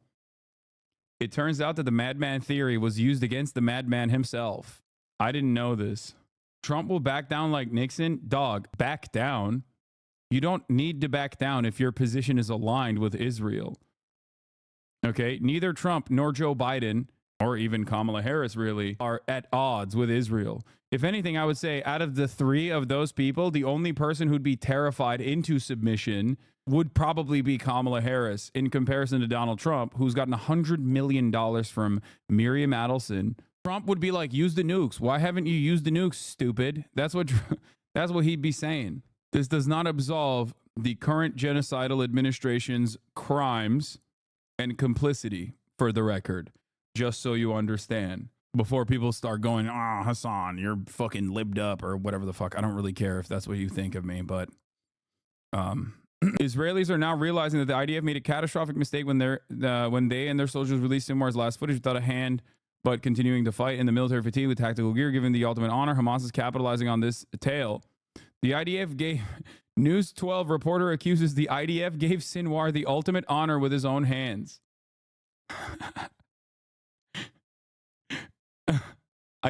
I think this yet again was an instance where the immediate attitude in the hearts and minds of like the broader Israeli society caused them to not recognize how everyone outside of that would see this footage.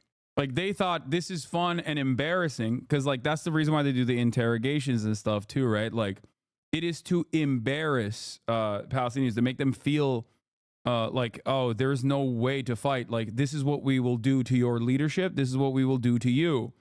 Not recognizing, damn brother, the double standards are exhausting. All the drama around Iranian nuclear program and the following sanctions, even though Iran is a signatory of the NPT, while Israel is just sitting over 100 bombs without a fuss. Yeah, they get to do it though. Prime Minister, how is it going? Well, 2 days ago, we took out Yahya Sinwar, the mastermind, whose goons beheaded our men, raped our women, burnt babies alive. We took him out, and we're continuing our battle with Iran's other terrorist proxies. We're going to win this war. So we'll you can basically say whatever you want about what Hamas did, and everyone will be like, yeah, that tracks. Something deter you? No. Why is he doing these TikToks, man? Fucking lame ass. Anyway, is Kamala turning her back on the Arab American vote? From Al Jazeera. Let's take a look. Their job to earn my vote.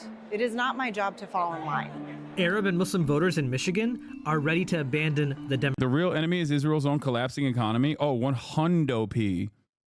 They cannot continue this death and destruction campaign. They cannot. Their own internal weapons manufacturing is not enough for them to completely turn their country into a war economy. Even if they were to do that, it would take some time for them to successfully turn their entire economy into a war economy.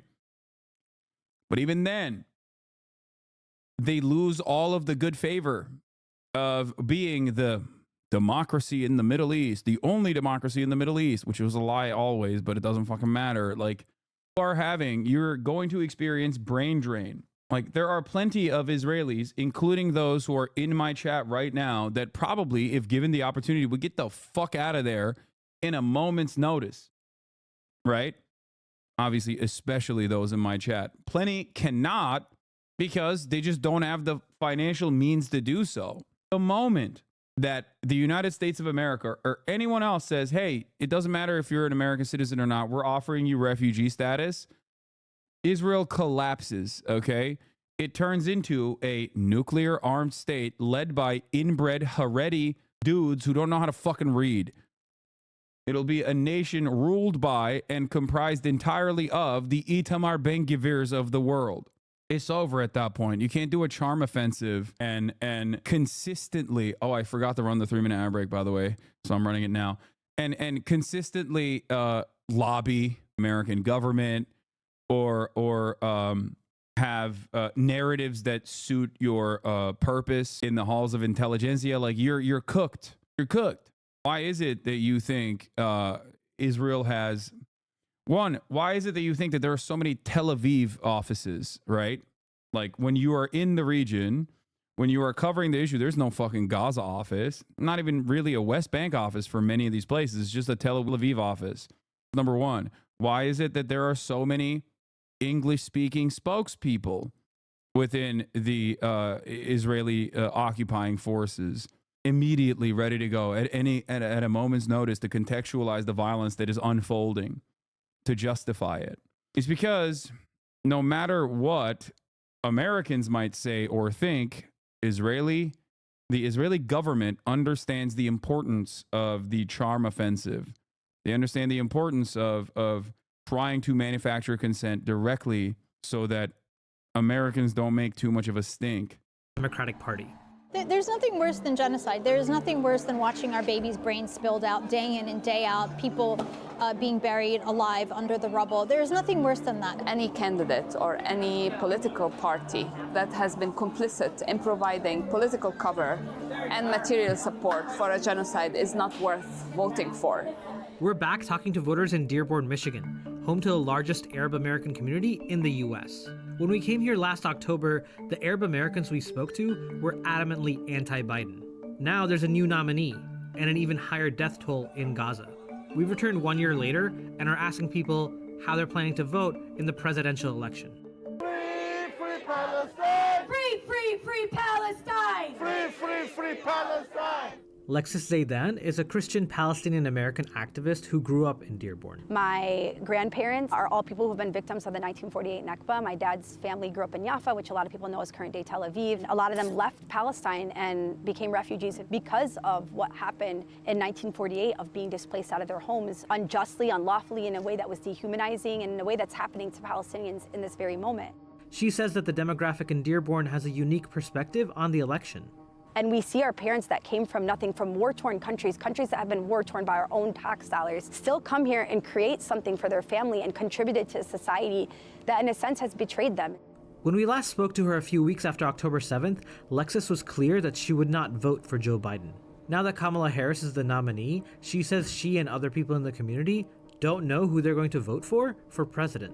People don't know what to do. And two options of a fascist like Trump and Harris, who was under an administration that directly funded this genocide. Because of the way U.S. presidential elections and the Electoral College are set up, the candidate who wins the most votes in a state usually gets all the state's votes in the Electoral College. That means certain swing states like Michigan are more likely to sway the election. we've been saying for months now that we want them to implement an arms embargo to, stop supporting the occupation and the killing of Palestinians. And that demand has clearly fallen on deaf ears, unfortunately. And so people almost feel like, what is there to do? Lexis is one of the co-founders of the Uncommitted campaign, which asked voters to cast a protest vote against Joe Biden in the Democratic Party primaries. In Michigan's primary in February, more than 100,000 people voted uncommitted, many of them protesting the U.S. government's policy on Gaza. But now there's a new nominee. And at the end of the day, you come down to this reality that there's Harris and there's Trump. My biggest thing is I want people to go to the polls and civically engage and vote. But also I want people to understand that what we do outside the ballot box is actually far more important than what we do inside the ballot box. To Lexis, the movement is not just about making change, but also creating a space for those affected by the genocide. In pain and trauma and grief, we forget to also pause and kind of breathe and really recognize that art and culture can help mobilize people. The first most tragic story is October 7. In Detroit, Vice President Kamala Harris was asked if she could lose due to the anger felt by Arabs, Muslims, and supporters of the Palestinian cause over civilian deaths in Gaza. How risky is it that you could lose the election? Well, it is undeniable that it is something that everyone is aware of what is happening there. I speak publicly all the time about the fact that there are so many tragic stories coming from Gaza, and of course, the first in this phase of everything that has happened, the first most tragic story is October 7. Oh my God, it is the most tragic. You're right. Yeah, there's been an October 7 daily since then, but it is the most tragic. I mean, the only way you see this is if you only see Israelis as human. That's it. Like, that's crazy. That's crazy, man. You definitely do not, like, you can be as PR trained as you want to be. You can be as media trained as a person who's running for president, right? And even then, no matter what, okay? No matter what, you have this underlying attitude that, like, Arabs, Muslims are kind of deserving of being relegated to collateral damage status. If you operate with that assumption, if you operate with that as your starting point, you're always going to fuck up because it's not genuine. It's not. All of the lip service is so disingenuous that the underlying disproportionality of the violence that is justified is so apparent in every single instance. This isn't to say that October 7 is not a tragic incident, is not a massacre. Of course it is. But to simply say it is the most tragic, the first thing that happened, and it's the most tragic thing that happened in the aftermath, when you don't actually fucking look at 12 months of active genocide that has been multiple thousands of October 7s at this point. I don't know. I mean, you're just, it's very obvious. It's very obvious that you don't care. If anything, you're just kind of annoyed that you even have to answer to the humanity of Palestinians. Like, it's just like, ugh, why don't they just like die quietly? News analysis. Vice President Kamala Harris advised her the empathy she has expressed for Palestinians in Gaza should not be confused with any willingness to break from U.S. foreign policy towards Israel as a presidential candidate. I think it's interesting that like they even care to do this sort of thing. They should just fucking be more honest about it. I think overall, like, there is no difference between the actions that the American government takes in the way that we have locked into a double suicide pact with Israel, right? There is virtually no difference. There's no daylight between that and fucking Donald Trump. The only difference is Donald Trump is like, no, that shit is good, and I'm in agreement with it. Whereas this administration tries to play this song and dance as though they are like trying to stop Israel, but failing to do so, making them appear even weaker. And what happened that day, and then what has happened since. And I think what's critically important as we look at this moment is, one, acknowledging the tragedy of what has happened in Gaza. But it satisfies the libs? No, it doesn't. No, it doesn't. It doesn't. That's why liberals will desperately look for anything and everything they can to grab onto. Like, oh, there's you guys that are speaking out against Israel are actually doing so from like an anti-Semitic POV or something. No, they can't tackle the issue. They can't tackle the issue directly. So they just like try to disperse, try to like fucking get you to not look at the glaringly obvious death and destruction in front of your eyes. Both my parents are Zionist megalibs, and even they are starting to recognize that this issue is going to be the one that does Kamala in because of how unpopular what Israel's doing is. Yeah, that's what I'm saying. Like, there are, I think, thank you for the 50 gifted subs, D2. That's it. That's it. Like, liberals also literally are not on, and they're not in line with the Harris administration on this. So for them, I think it's more so about just like getting her to shut up about it too. They're just like, oh, I don't want to even think about that. Now, you might know some people who are denying what Israel's doing is genocide or whatever, but ultimately, even they recognize that it's kind of fucked up. Gaza, in terms of the extraordinary number of innocent Palestinians who have been killed, and taking that seriously and speaking truth about that. In addition, of course, to what I said about what happened on October 7 in terms of 1,200 innocent Israelis being slaughtered, women being horribly raped. And then fast forwarding to today with the killing of Sinwar, this creates an opening that I believe we must take full advantage of to dedicate ourselves to ending this war and bringing the hostages home. But it's not working so far. You know what, listen, as it relates to the issues in the Middle East and in particular in that region, it has never been easy. But that doesn't mean we give up, okay? It is always going to be difficult. It does not mean we give up. We can't give up. I mean, I think that they are actively trying to push the Arab voters away, by the way. I don't think that they're like turning their back on the Arab voters. I think they are actively pushing the Arab voters away because they're like somehow, I guess, fearful. Thread, Elon Musk targeting Muslim and Jewish voters in Michigan and PA with either showing Kamala as pro-Palestine and pro-Israel. An Elon Musk funded PAC is micro-targeting Muslim people in Michigan and Jewish people in Pennsylvania with the opposite messaging about Kamala Harris using zip code targeting, according to data I pulled from Snapchat. A few things from this investigation. Damn, 404 Media. Okay. Respect to Jason Keebler. They are targeting areas in Michigan that have many Muslim voters with ads saying Kamala stands with Israel. I mapped the targeting and it's very specific. They're targeting an area outside of Flint that has a major mosque, but no other parts of Flint. They're targeting a section of Detroit that is majority Muslim. They're not targeting an adjacent area that is 95% black. Then they are targeting an area immediately above that, which has several mosques. It looks like this. It's crazy. In Pittsburgh, they are targeting traditionally Jewish neighborhoods, including a neighborhood where the Tree of Life massacre happened several years ago, as well as several suburbs with large synagogues. In Philadelphia, the targeted areas align with neighborhoods and suburbs that the Jewish Federation of Greater Philadelphia says have vibrant Jewish communities. They're also targeting the town of Hanover, Pennsylvania. I'm not sure exactly why they're targeting Hanover, but it is home to Utz Chips Factory, and the Utz is highlighted that it makes kosher products and as a rabbinic coordinator. A related PAC also funded by Elon Musk is targeting black voters in battleground states with ads that say Dems are going to ban menthol cigarettes. These ads are targeted using interest targeting that a political operative might think is more likely to hit black voters. Here are the Jewish voters here's the ads that Jewish voters in Pennsylvania are getting.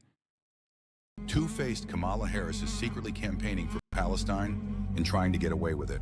I will not be silent about the scale of human suffering in Gaza, including the death of far too many innocent civilians. Our common humanity compels us to act. Kamala Harris, stop pandering to Palestine and stand with our ally Israel. Yo, that's awesome. What is this music? Running ads pandering to Palestine. We must stand up to anti-Semitism. We say no more. Why did Kamala Harris support denying Israel the weapons needed to defeat the Hamas terrorists who massacred thousands? And why did Harris show sympathy for college protesters who are D2, thank you for another 50 big ones. rabidly anti-Semitic? We must stand up to anti-Semitism. We say no more. In Jewish communities throughout America, questions are being asked. Why did Kamala Harris support denying Israel the weapons needed to defeat the Hamas terrorists who massacred thousands? And why did Harris show sympathy for college protesters who are rabidly anti-Semitic?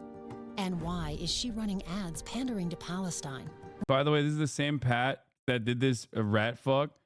Oh, the anti-Harris Trust ad? No, I don't think it's the same PAC, by the way. I think this Jason Keebler says that this is an Elon Musk funded PAC. I think that was a separate PAC that was doing the same thing, by the way. Oh, it is. This is Future Coalition. Wait, Elon Musk is also funding Future Coalition. Exclusive Trump ground game in key states flagged as potentially fake. Data suggests canvassers linked to Elon Musk America PAC falsely claimed to have visited homes with potential voters. That's amazing. Oh my God, he's in the fucking. He is, dude. That's so funny. They're fucking themselves over, dog. They have no ground game. He relegated his ground game to Elon Musk. I told you guys this when I found out that the Trump campaign. When I told you that, when I found out that the Trump campaign was using Elon and Turning Point as their ground game. Turning Point is a little bit more serious about this stuff and has more experience, but especially Elon Musk. I was like, that's the dumbest fucking thing you can do. Okay. These things need to be directly coordinated. These things need to be coordinated directly by the campaign. You cannot hope that Elon Musk will fucking push you across the finish line. The ground game is very important for turnout. That is hilarious that Elon Musk, being the charlatan that he is, grifting. In Philadelphia, they targeted the areas aligned. Okay, here are the ads that they were running, and here are the ads Muslim voters in Michigan are getting. She stands with Israel and the Jewish people. Kamala Harris gets it. We can trust her. You don't always know where Kamala Harris stands. She's changed her mind a lot, but there is one issue she's never budged on. Kamala Harris stands unequivocally with Israel. Damn, they cooked her on that. I'm not gonna lie. Always has, and as president, she always will. Kamala relies on her husband, Doug, for counsel on the toughest issues, like Israel's noble fight against the radical terrorists in Gaza. And when Doug talks, Kamala listens. No, not Doug, bro. Hey, yo, chill. Yo, cool it.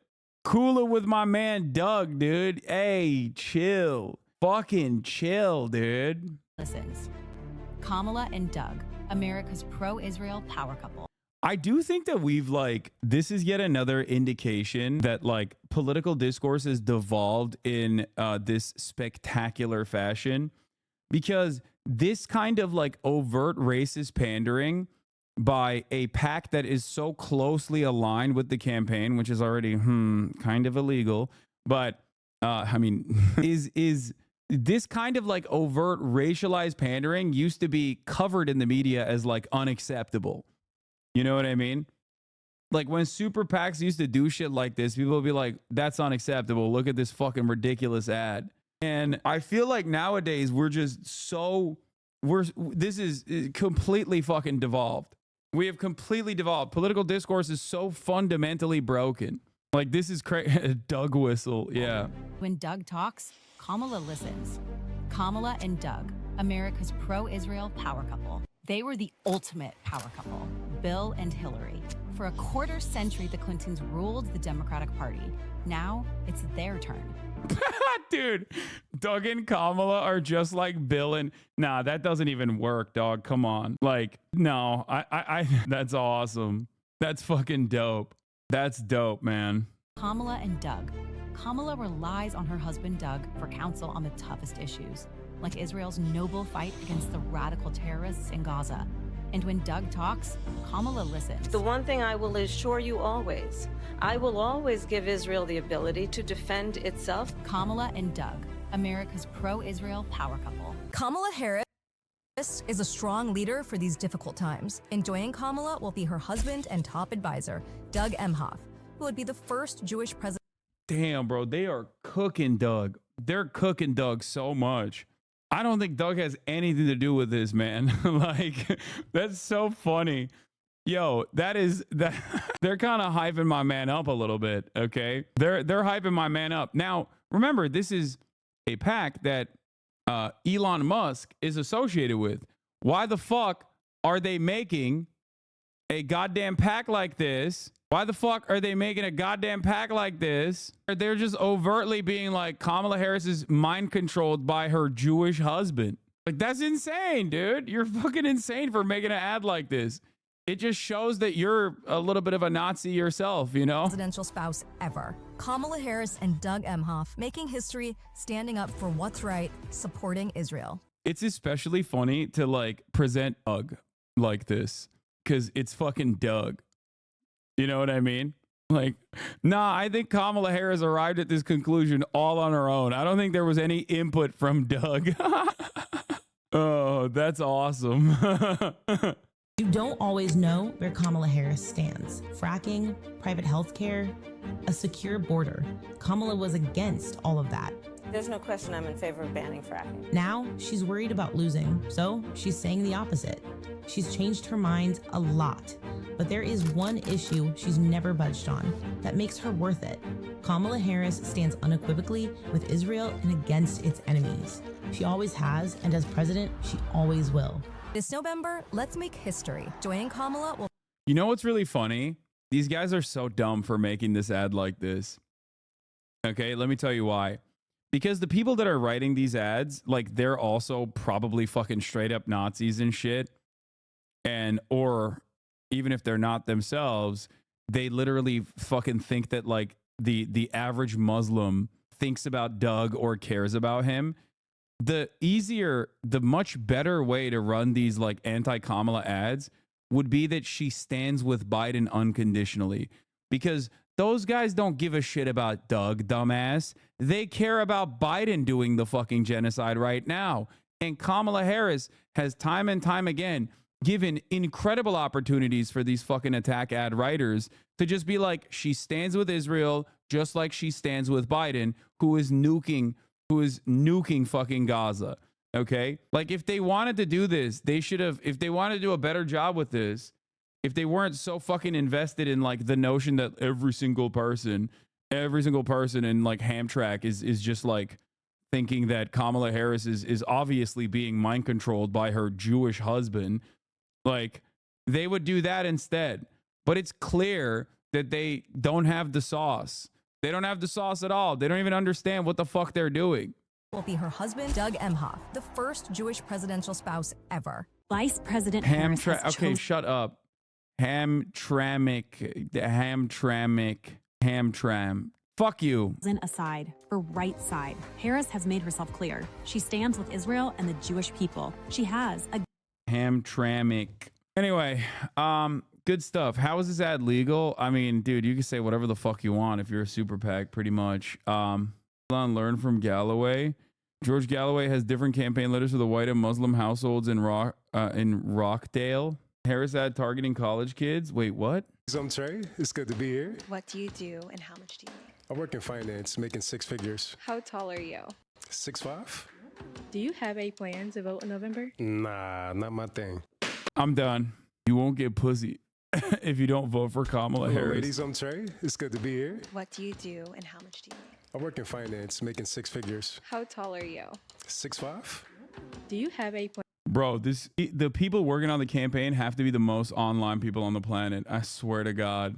Like, let me tell you something, okay? The moment that you see an ad like this and you go, this speaks to me, understand they're cooked. If any ad that they put out speaks to you directly, you're probably fucked, okay? You are the last person that they should be targeting. Plan to vote in November? Nah, not my thing. Hello, ladies. Is this lethally TikTok pilled, which will be banned by the order of the Biden-Harris admin in 3 months? Yeah. Kamala Harris staffers watch too many fucking Jew Believe reaction videos? Yeah, probably. I don't understand this ad at all. Why are the balloons popping? It's when, like, they reject you. It's like a style of content online, a dating content, serialized, like, dating show content where ladies line up, they have a red balloon, and they pop it if they don't like something that you said.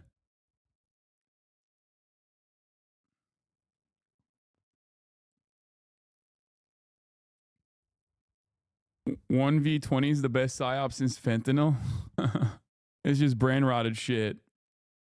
Cool stuff though. All right, let's get back to, is Kamala Harris turning her back on the Arab American vote? When we met up with her, yes. She was preparing a spoken word poem to perform at a rally. And when someone asks me, where's my smile? I tell them I sent it to the children of Palestine 6,000 miles away.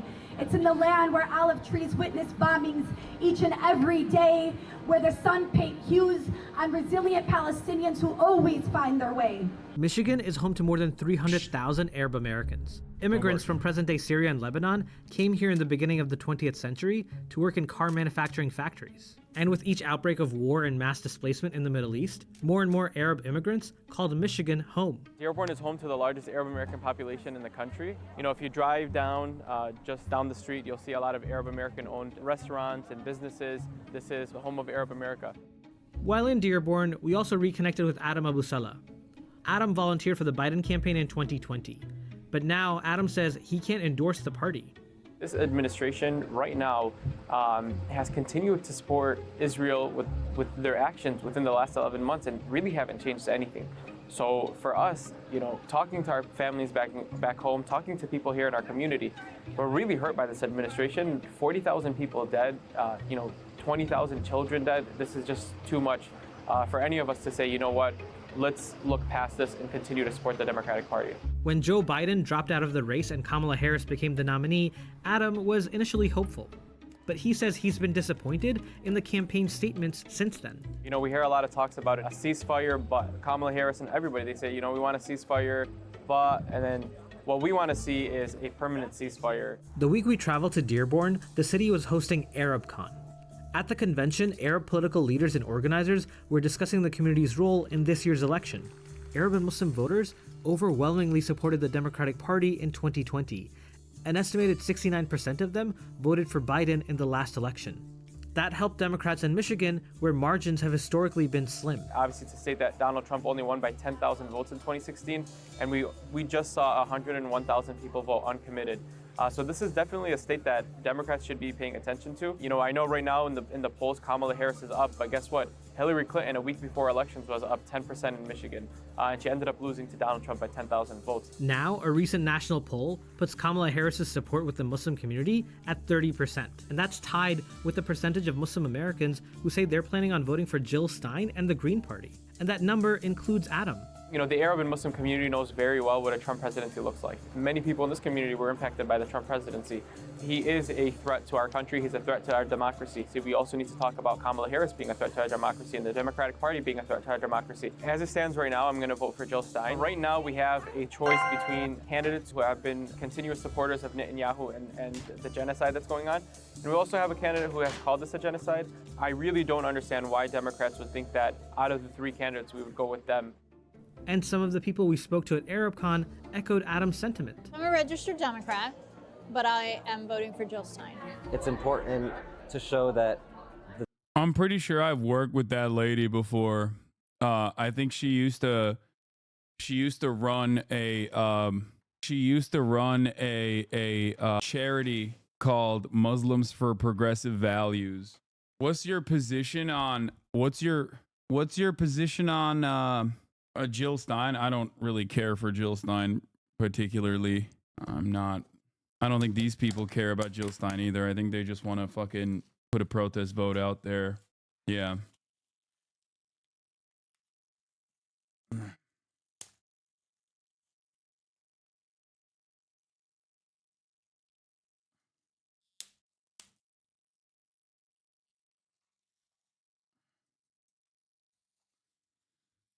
Like Jill Stein is not exactly great, but not for the reasons that people fucking are like, oh, she's a spoiler. Like, I don't give a shit about that. I wish if she was more of a like legit figure, I would have a different interpretation of it. But I feel like the Green Party is not super serious about like actually building a ground game or building a solid fucking alternative party. And it's not because they get sabotaged by the Democrats. That much is also obvious that happens, but that's not the reason. But yeah, I get why these people are understandably resentful. I do. Registered Democrat, but I am voting for Jill Stein. it's important to show that the two options that we're presented with aren't necessarily our only two options. I'm definitely not voting for genocide, so I definitely will be voting for an independent candidate who supports my belief. If we give away that principle, which is what we would be doing by voting for Harris or Trump for that matter, then we've acquiesced to genocide. The Democratic Party's refusal to hold Israel accountable has even caused longtime supporters to question their loyalty. Ali Dagher is a Lebanese-American lawyer working in Dearborn. He's a lifelong Democrat and has been volunteering in presidential campaigns since the 80s. One of the best campaigns I've ever worked on was the Obama campaign. I loved it because it was pure passion. We went to the convention. It was amazing to see an African American become president, especially with a guy whose name was Barack Hussein Obama. This galvanized my kids, this galvanized all of us into believing in the spirit of the Democratic Party and its values. We traveled to Michigan before Israel escalated its attack on Lebanon. Israel has killed at least 2,000 people in Lebanon in the past year. One of those victims being Lebanese American Kamil Jawad from Dearborn. The majority of people of Arab descent in Dearborn have ties to Lebanon, including Ali, who still has family in the south. It's going to be a close election. I really don't know how things are going to go. I think the Arab American community is likely not to vote for Harris. I'm fairly certain of that. If the war had stopped a couple of weeks ago or it stopped a month ago, there may have been some time for reconsideration. The killing that's going on in Gaza, the killing that's going on in that entire region is just wrong. There is some amount of betrayal that I felt. I don't know how I'm going to vote. I'm not going to lie to you. In my heart, I don't want Trump to win. I think he's not just a disaster for Arab Americans, but he's also a disaster for all Americans. Deep in my heart, I'm rooting for her. Ali's family... Wait, what? No, I don't think. Wait, really? Poll shows Harris leading Trump 49-47. However, with Stein in the race, Trump's support dips to 46%, while Harris maintains 49% backing. What's the reason? In Michigan, Trump beat Clinton by 10,000 votes. The legacy of the election looms large. Oh my God. Oh my God. Jill Stein received an endorsement from David Duke. A known white supremacist endorsed Stein over Trump, citing her criticism of U.S. policy on Israel as the reason. Oh no. No no way. Dude, what? No way. Bro, Dude, America's insane, dude. We are not a serious nation. Stop! Oh God. Oh my God.